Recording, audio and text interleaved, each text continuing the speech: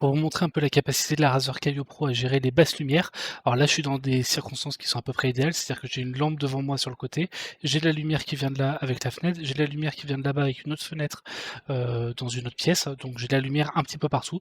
Je suis dans des très bonnes conditions de luminosité et dans la séquence suivante, eh bien, je vais vous montrer dans des conditions de luminosité qui sont bien plus complexes avec uniquement la lumière d'un seul écran, de l'ordinateur.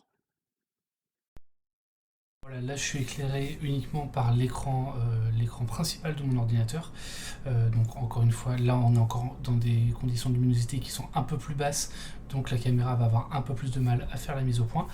J'ai un écran qui affiche essentiellement du noir, donc c'est pour ça que c'est assez sombre. Si j'ai un écran qui va afficher un peu plus de lumière, comme ça va être le cas ici, si je modifie ça, voilà, là du coup, bah forcément, puisque la lumière dépend de l'écran, je vais avoir un peu plus de luminosité sur mon visage, je vais être un petit peu mieux éclairé. Si j'allume un deuxième écran, forcément je vais en avoir encore davantage de lumière.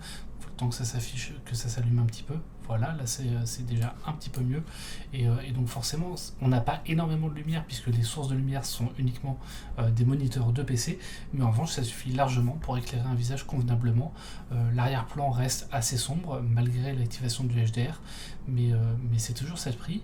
Et malheureusement, et ça c'est un peu un des gros problèmes qu'on va voir sur la Razer Kaio Pro, ça va être cette espèce de rafraîchissement que vous voyez, le scintillement en fait, puisqu'en l'occurrence j'utilise un écran 144 Hz, donc qui va illuminer la pièce 140 fois par seconde, là où la Kaio Pro est limitée à du 60 Hz, et donc du coup on a un décalage qui va s'afficher, et ce qui fait qu'on va avoir cet effet de scintillement qui n'est pas des plus agréables, et qui va nécessiter généralement d'utiliser une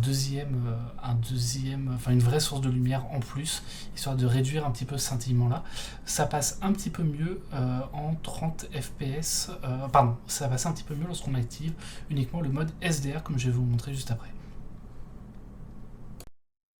Là, je suis en mode SDR, d'ailleurs ça se voit puisqu'on voit que je suis un peu plus brûlé sur certaines parties sur le bas, sur mon buste par exemple.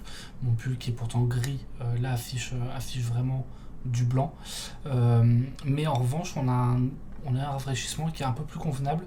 Après, ça va dépendre de l'exposition automatique de la webcam, mais globalement, ça passe un petit peu mieux, notamment si je si je mets mes mains ici. C'est assez étrange, mais bon. Donc voilà, on a en tout cas encore une fois des bonnes conditions de lumière. Là encore une fois avec deux écrans. Si je repasse à un seul écran, ça rend comme ça.